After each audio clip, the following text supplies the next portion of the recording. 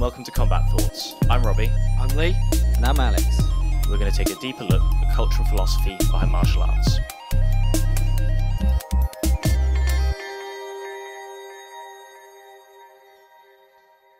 First of all, how are you feeling? Your body-wise, how are you feeling going into the event? Sorry, my dog's going mental right now with this fight.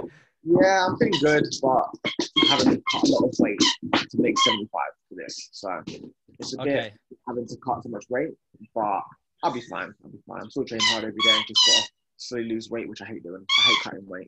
Yeah. I like the food, so yeah, it's not a question. It is what it is, you know. Do you usually compete around the 75 mark or no? Okay, so this is really... Normally I compete between 77 and 80. I don't mind going up to 75 for Polaris, but any other event, I wouldn't do it. Only because Polaris is the reason I'm going down to 75. Any other event, I wouldn't do it for. Yeah, I guess it's... Well, I guess it's like a massive event, but in general, yeah, I don't like to drop below anything below 77. Okay, and it's usually when you have to do that cutting, is it a lot of it is it water weight, or you're actually dieting as well prior to the event? I've been a bit fat recently. I think we all have, mate. Oh, hello. Go to your mum. I've been stop. She's attacking me. Thinks I'm playing games. Stop. Is there a puppy still? Sorry. Sorry, I completely forgot what you asked now. No, I was just asking if usually, so you're dieting right now because you said you were being a bit fat. yeah, I've been a bit. I went to Brazil last year, December, and I put some weight on, and then basically shifted it pretty much. So when Polaris called me, I was like 83, and they were like, "Can you make 75 in 4 weeks?" And I was like, "Why not? I'll do it." So I'm down to like 79 now. So I've got another 4 more to go by next weekend. So I'll probably that's not too bad. I'll probably lose to about 7. I'll lose about another kilo at 78, and then I'll probably cut 3 in the water weight. So yeah. Yeah, you can easily do that, I guess. I know that the sort of safe margin is around 10%. That's like a margin that people are usually comfortable with. Obviously, UFC fighters and I'm sure grapplers as well sometimes can go above that 10%. Yeah, I'm not trying to cut too much water, to be honest. Like the less water I can cut, the better. Like I'm trying to cut as much as possible. Yeah. I guess it really could influence your performance if you're cutting a lot of water weight. It's tricky with the rehydration, right? Definitely. So this ain't your first rodeo for Polaris Squads. You already competed before, so I'm curious. You know, what does that mean for you? Were you called by the captain? How does it work? How do you actually get drafted for it? Was it Dan that called you out? It was like...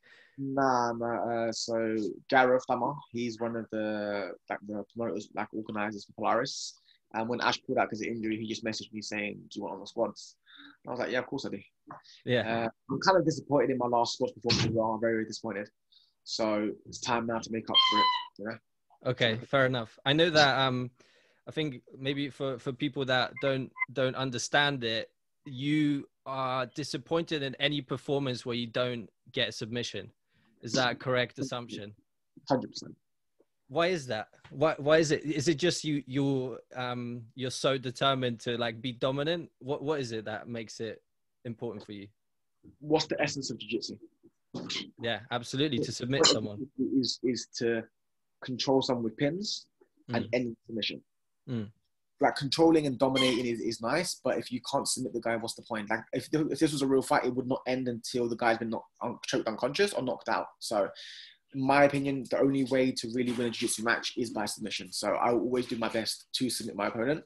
So whenever I don't get a submission, I am disappointed. Don't get me wrong, if I have a good performance and still win, I'm happy. But deep down, I'm disappointed I didn't get a submission. Is that why...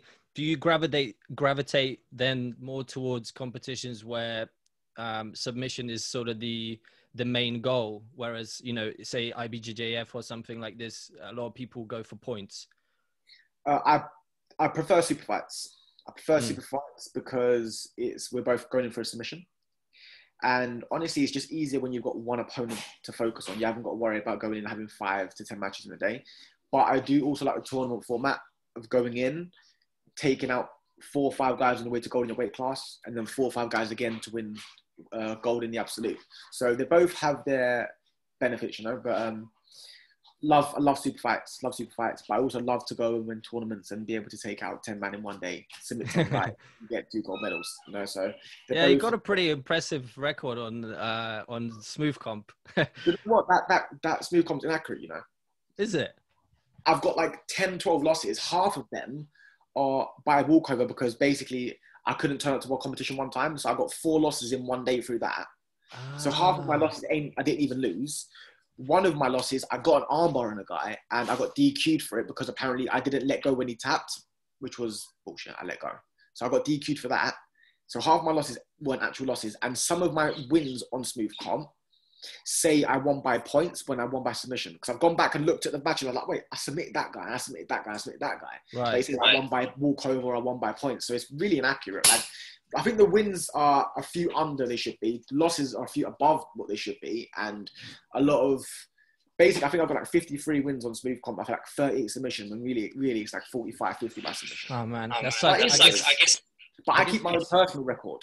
So Right. that's like in my notes, I've got a record of 2019, 2020, 2021. So I know exactly how many fights I've had, how many fights I've won, lost, won by submission, won by points, won by advantages, draws. So I don't really care about the smooth comp one because I've got my own personal record that I know is 100% accurate. Yeah, no, that's good to know.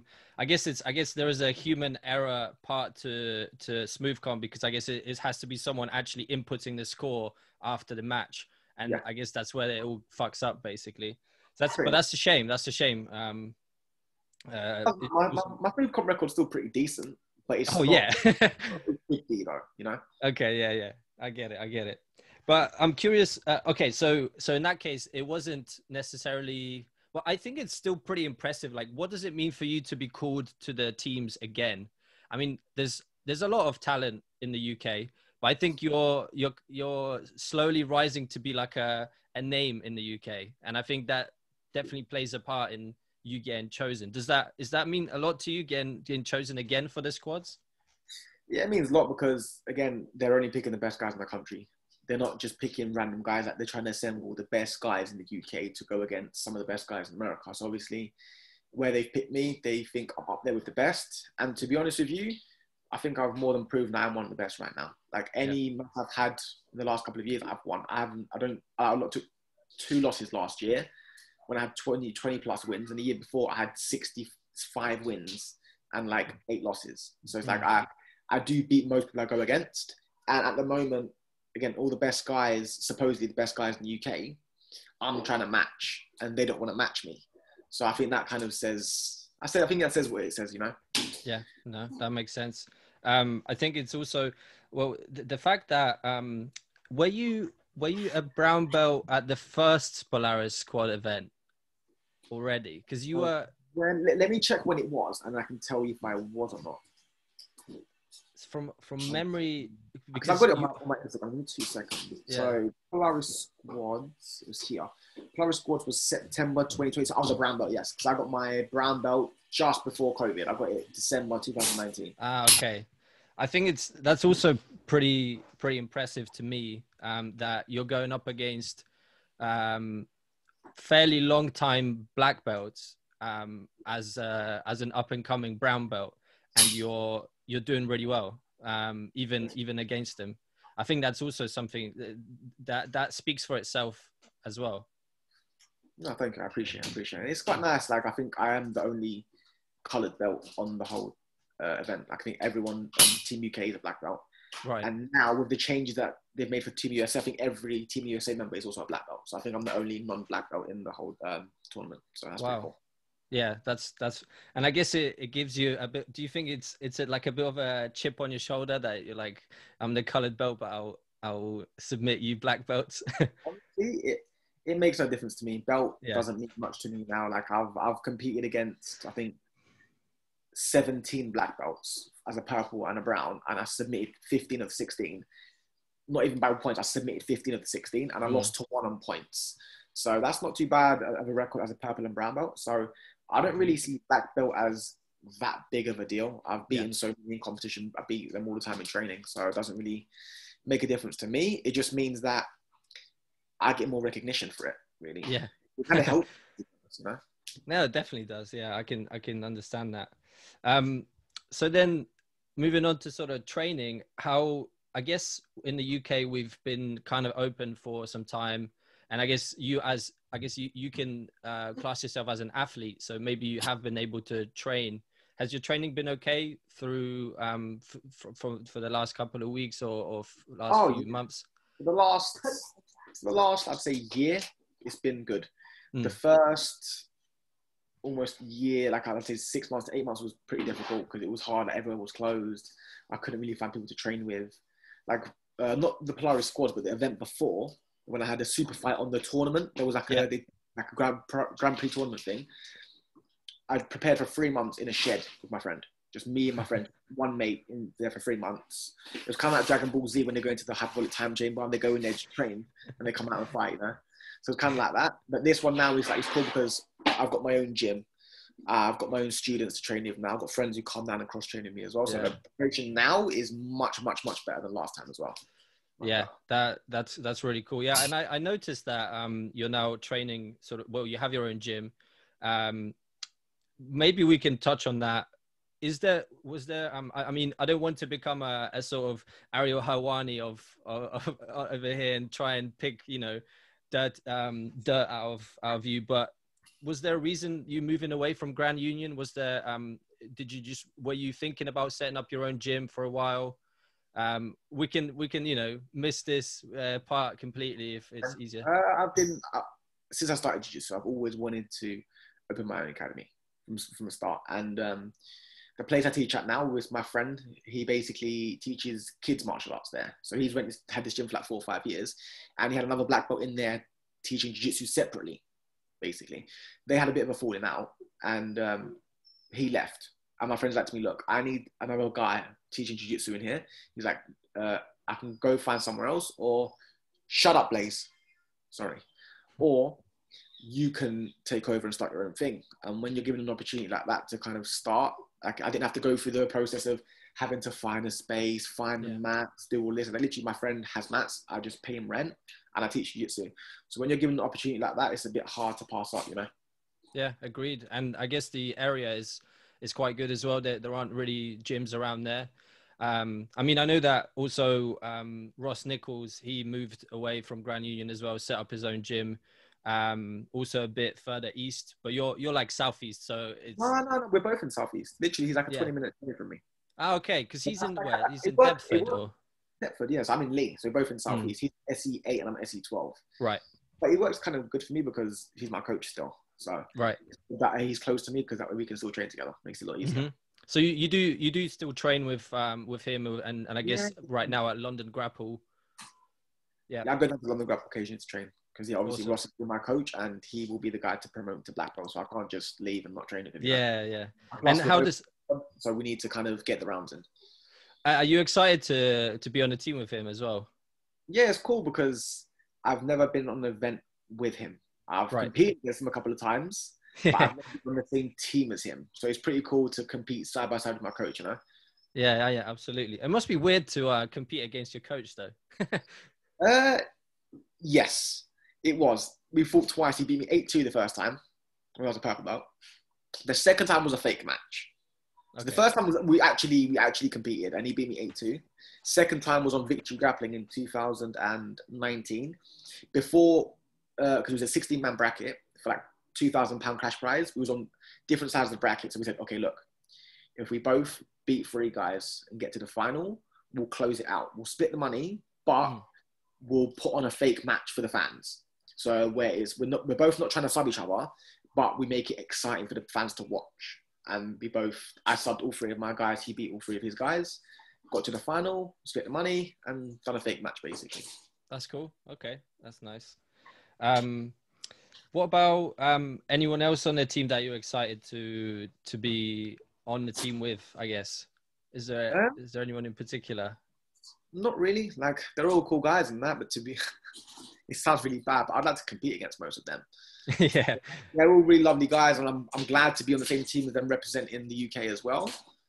But to be honest, I'm more excited to compete against the Americans. Like again, I'm more excited to compete against people as opposed to compete with people. Well, let's get onto that then.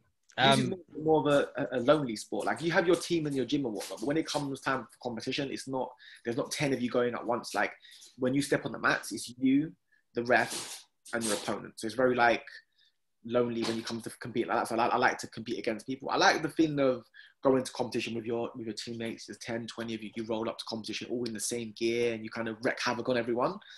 But yeah, Jiu-Jitsu is a very lonely sport when it comes to actual competing. So yeah, I'm looking forward to just basically smashing the Americans. Agreed. Yeah. I mean, being a team, I think, you're so right. Going to a competition with your team is one of the most fun bits about Jiu-Jitsu, actually. But yeah, let's talk about the opposition. Is there anyone? I know that there's I mean, Polaris posted it themselves that there's some unfinished business between you and Nick Ronan. Is that who you're? I mean, I don't know if you guys get matched up, but is there anyone in particular you're looking forward to fighting against, or is it everyone like you're just excited to get? Roberto Jimenez. Okay. That's who I want. Like, obviously, I would like to go against Nick Ronan again and get revenge, but beating him is more of a personal pride thing. Beating Roberto is more elevating my name in the sport. Mm-hmm. So I've got to think what would be the biggest win for me, what would be the biggest upset to kind of skyrocket my own career. And I feel like beating Roberto would be the biggest name for me to take out. I'm happy to compete against any of them. I don't really care. Like, they're all going to get it anyway. But Roberto will be number one on that list. Before, That's cool. was JT, but he's obviously withdrawn. So Roberto's all guy now. I like it. That's good. And actually, I wanted to get onto this earlier, but I kind of got off track. But what do you think of the rules themselves? What do you think of the format of the competition? It seems to me that it's a very exciting format, and Quintet was like the first one which really showed how cool it is. What are your thoughts? Are you excited about that type of format? I do like it. It is fun and exciting. The only issue is it's 5-minute matches. At the higher level, 5 minutes isn't a lot of time to work. But then on the flip side, it's where you've only got 5 minutes to work, you've got to go fucking hard in them 5 minutes. So it's like, on one hand, it's a short match. On the second hand, because it's a short match, you can put so much effort into it, so it becomes exciting. But in general, yeah, I like the format, and I'm looking forward to doing it again. Do you think you guys are going to come up with some tactics? Dan's going to come up with some tactics for you guys. The tactics is get me in there and sub everyone. I like it. Simple. No, that's awesome. What else? We've been asking this question, or we want to ask this question to the people on the team, if we manage to get any other interviews. Because we're during the Olympics period. What do you think about BJJ being in the Olympics? Would you want to see it in the Olympics, or do you not really care? BJJ, or we're talking submission grappling? Because there's a bit of a difference, I think. Yeah. Jiu-Jitsu in gi, no, it'd be boring. It would just ruin the sport. No gi submission. Grappling, on the other hand, that's a different story. Because I feel like in a gi, you can make it a lot more boring. In no gi, it's a lot harder to make things boring. Yeah, obviously you still can. But in general, no gi submission grappling is a lot more exciting. And I feel like if it was to go into Olympics, I think no gi submission grappling would be a better suit for the Olympics in terms of excitement. When people want to watch martial arts, they want to see action. They don't want to see two guys holding on to a lapel, stopping the game, getting to 50-50, stalling out, getting an advantage and winning the match. Like, you don't want to see that. You want to come in and see two guys trying to take each other's heads off. Yeah, agreed. And I think we see that in judo, for example. Like, I tried to watch some of the judo matches during the Olympics, and to be honest, it's quite boring. Because it's very difficult to get an ippon, and that's really the only exciting time. And then when they're on the floor, there's not much happening. They're not trying to submit each other. So yeah, it's a very strange thing. And I think I would agree. It would probably make it boring. Is that why you're not competing in the gi as well? Yeah, it's too boring for me. Like, I still train gi a couple times a week, but I'm not actively training gi to improve my gi game. Like with no gi, I'm actively learning new things to incorporate into my systems. But gi, not as much. I do more gi to help my students train, and I do it because I still enjoy doing gi now and again. But competitively, no gi is the route I'm taking, just because I feel like it suits my style of jiu-jitsu a lot more. My jiu-jitsu isn't slow and stally. My jiu-jitsu is fast-paced, aggressive, constantly attacking. And I feel like with the gi, you can slow me down, you can hold me in positions, and it kind of doesn't let me move like I want to move. So once I started competing no-gi and training no-gi, I felt like, okay, this is really what I'm built for. I'm built for no-gi. I still enjoy gi, but I just find no-gi a lot more exciting. I guess it's the dynamic part element to no-gi and creating scrambles that also then creates a lot of opportunities, right? Exactly. Yeah, that makes